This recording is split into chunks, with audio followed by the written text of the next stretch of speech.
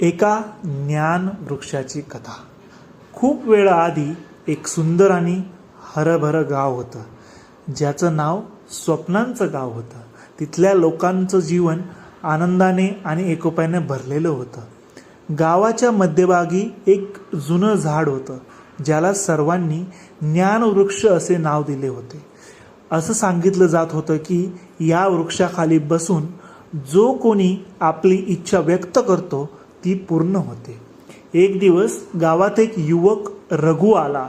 तो शहरातून आला होता आणि त्याने गावच्या लोकांकडून ऐकले होते की ज्ञानवृक्षाखाली बसून इच्छा पूर्ण होतात.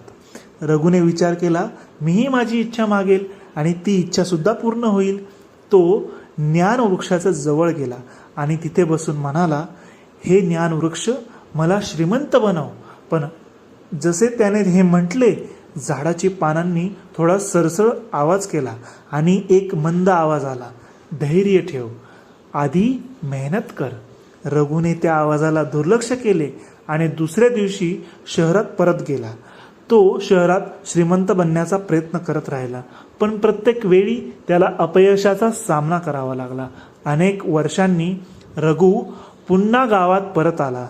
यावेळी त्याने ज्ञानवृक्षाकडे जाऊन म्हटले, मी तुमची गोष्ट ऐकली, पण मी मेहनत केलेली नाही.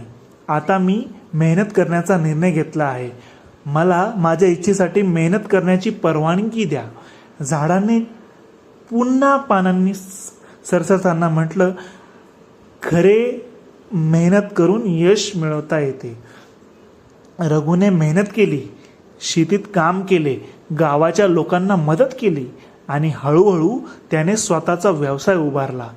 काही वर्षानंतर रघु गावातील सर्वात श्रीमंत व्यक्ती बनला, पण तो नेहमी ज्ञानवृक्षाचे आभार मानत राहिला.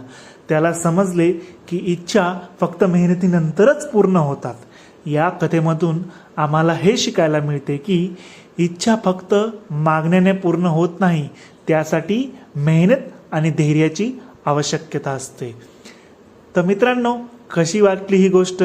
तो जर तुम्हाला आवडली असेल तर तुमच्या इच्छा कमेंटमध्ये व्यक्त करा. लाईक, शेअर आणि सबस्क्राईब करा. धन्यवाद.